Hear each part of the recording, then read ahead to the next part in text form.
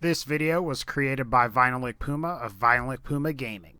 What's going on, guys? This is VinylicPuma, and today I wanted to go ahead and do something a little bit different. This is going to be a quick video. I'm not going to get into billions of specifics as to how you invest your points, specifically how you progress through the game and stuff like that. But what I wanted to do today is talk about what I think is probably the best build, best character build, ultimate character build in Fallout 4. What I think it ultimately will probably incorporate.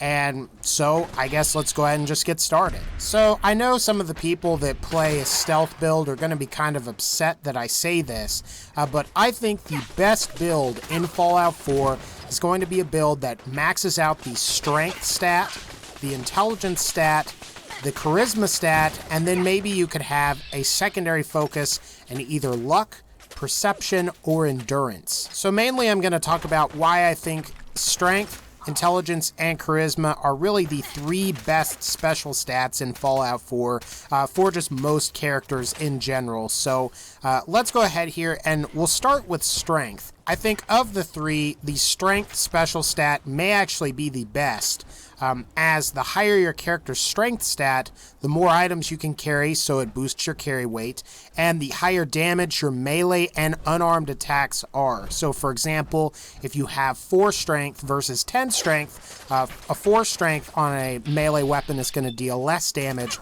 than a character with 10 strength. And it's also worth mentioning that melee and unarmed are the only weapon types that scale with a core special stat in Fallout 4. Other guns like rifles, pistols, even heavy weapons, all scale with a specific perk. The strength special stat also provides the player access to 3 different weapon perks: unarmed, melee, and heavy guns.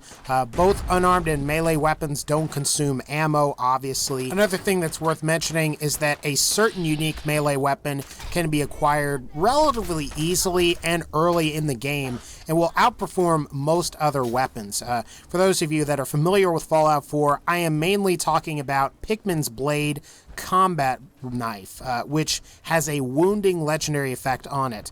Not only is the combat knife a good melee weapon, it's got a good fast attack speed. The wounding effect is insanely powerful, and you could pretty much just swipe a guy 2, 3, maybe 4 times, and they'll pretty much die. Not only do you get access to unarmed and melee weapons, you also get access to a couple of projectile-based weapons. Those are going to be your heavy weapons, and heavy weapons yield the highest damage values of any weapon in Fallout 4, particularly with the Fat Man, the missile launcher, and even the cannonball are pretty good. Certain heavy weapons like the minigun and flamer have cheap ammo and become amazing provided you have versions with the right legendary effects.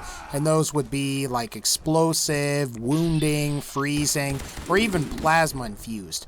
In particular, the Gatling laser has the best damage per bottle cap spent ratio in Fallout 4, as each fusion core can provide 500 shots.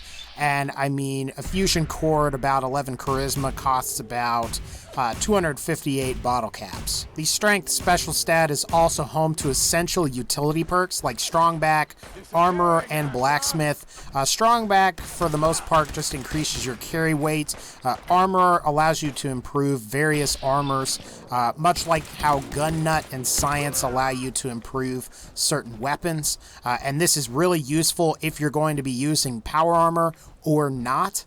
And then, of course, there is Blacksmith, which if you do decide to go in the unarmed or melee weapon route, you will need this perk to improve your weapons. I would also say the higher tier skills for the strength special stat are also really good. Rooted allows you to get about 50% damage reduction and 50% more damage with melee weapons while you're standing still. And of course, rank 3 gives you the ability to disarm enemies that attack you. One of my personal favorites, which is Pain Train, allows you to knock people around while wearing power armor. And this is really useful as you can deal damage and cancel an enemy's attacks, provided they're vulnerable to this particular skill. You also figure if you're going to be meleeing everything and then you just run up to them, knock them over and then swipe at them with your melee weapons or punch them to death, it's going to be a pretty good tactic. I would recommend the Intelligence Special stat as it's going to allow you to gain experience much faster, and this effect is really noticeable below or at 10 intelligence. You're going to get a nice boost to the rate at which you gain experience. The intelligence stat also provides you with medic, gun nut, scrapper, science, and the nuclear physicist perks, all of which are extremely useful. Obviously, medic allows you to improve your healing abilities with stim packs or Radaway. Gun nut allows you to pretty much craft any weapon customization that you could think of. You can also build turrets for your settlements. Scrapper allows you to scrap any non-legendary weapon for crafting materials, which that actually is probably one of the best skills. Science is really useful for upgrading sciencey things. You will need this to upgrade your power armor and get certain power armor customizations, which particularly that medic pump and the jetpack are really useful. Nuclear physicist boosts the effectiveness of radiation type weapons and boosts the efficiency of your fusion cores while in power armor. And in my opinion, if you are primarily using power armor, you need the nuclear physicist perk. It's also worth mentioning that the chemist perk in the intelligence tree or whatever really goes well with the chem resistant perk from the endurance tree. And if you do decide to go that route, I definitely recommend you pick up both of those perks. Hacker is not as good as lockpicking, but it is still fairly decent. Nerd Rage, I'm not a huge fan of it. You may like it though. And the third part of our most important special stats in Fallout 4 is going to be Charisma, which allows you to pass any speech check virtually like 100% of the time. You're also going to get better prices at vendors as well. And really, if you have 11 Charisma, you're going to get the closest as you possibly can to, at least when it comes to ammo, the actual purchase value of an ammo, or the actual in-game value, I should say. You also have access to what I think are essential settlement perks like Local Leader and Cap Collector. Local Leader allows you to establish supply lines between your settlements, which is extremely useful, so you don't have to gather additional oil or additional steel each time or whatever. Cap Collector is useful for building stores in your settlements as well. You've also got the Black Widow / Lady Killer perks, and these are really good for dealing damage to enemies of the opposite sex or just persuading the opposite sex during speech checks. So that is a really useful thing to have. There's also Lone Wanderer, the Lone Wanderer perk, which is good if you're going solo and you don't want a companion. You're going to take a little less damage, and at max level in this perk, you're going to deal more damage. And then finally, of course, there's the Party Boy / Girl perk, the Inspirational perk, and the Intimidation perks are all quite useful in the right situations. So in summary, for this first part, I would recommend that you max out strength, you max out intelligence, and you max out charisma. This way you're using the most ideal weapon types in the game, and then when it comes to projectile weapons on those heavy guns, you have the best damage per bottle cap spent that you could possibly get. With intelligence, you're going to be gaining experience very quickly, as well as some essential skills from that perk tree. And then, of course, with charisma, you really just need 10 charisma to pass those speech checks, as that's going to make the game a heck of a lot easier.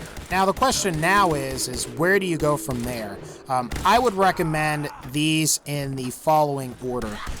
Now, I would recommend Perception, because if you are using heavy guns, the Demolition Expert perk is a really good perk, as well as the Locksmith perk are really good perks. Demolition Expert perk specifically is going to allow you to boost the damage of the Fat Man and the missile launcher, and I believe to a certain extent you can also boost the Broadsider's damage as well. I also recommend that you go for the Locksmith perk as opposed to the Hacker perk, because in my opinion it's a lot more practical, as you're less likely to find a terminal next to a locked chest than you are to just like pick the lock with a lockpick or a bobby pin. That's going to be a lot easier in my opinion. After that, I would say if you are going the unarmed route and you're not going to be using power armor at all, you need endurance. And one of the advantages of endurance is that the chem resistant perk is really good with the chemist perk from the intelligence special stat tree. As you can take chems, they'll last twice as long, and you'll never deal with any of the side effects. Toughness is also really nice for damage resistance, and you can actually use toughness regardless of your level in endurance. You just need 1 point in that. Aqua Boy is decent if you're in water a lot, and may become very useful for the upcoming Far Harbor DLC.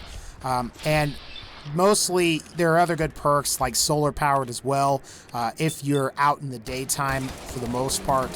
So I would say Perception, then Endurance. After that, maybe Agility, but in my opinion, I'd recommend you avoid Agility because it's not really 100% necessary if you have high strength, and really Agility is useful if you're playing like a stealth type character. And with this particular build, you're going for an upfront, going loud and just kill everything kind of thing. So really, Agility, it's not bad at all. You can get insane amounts of damage with the Mr. Sandman perk and the Ninja perk with like sniper rifles and stuff, so I'm not trying to say that's bad. But really that actually might be lower on this particular list. Maybe after that you might want to go for Luck. Luck is also good because it's going to improve the rate that you can score criticals. It also allow you to improve the rate at which the critical meter charges, so that's also worth considering. Anyway guys, this is going to pretty much wrap up this particular video. Again, this was more of kind of an opinion piece from me. I am going to wait until after Automatron, after Wasteland Workshop, Far Harbor, and the DLC that comes after that, and actually, I may just do it right after Far Harbor. I'll make a new build video talking about this, but I think for right now, really the best way to go is high strength, charisma, and intelligence. And then maybe you can specialize in either Perception, which is going to go really well if you decide to use heavy weapons, Endurance if you're going to go completely unarmed, Agility I don't recommend, but Luck is also a good substitute as well. So, again guys, take care, and I'll see you all in the Automatron DLC.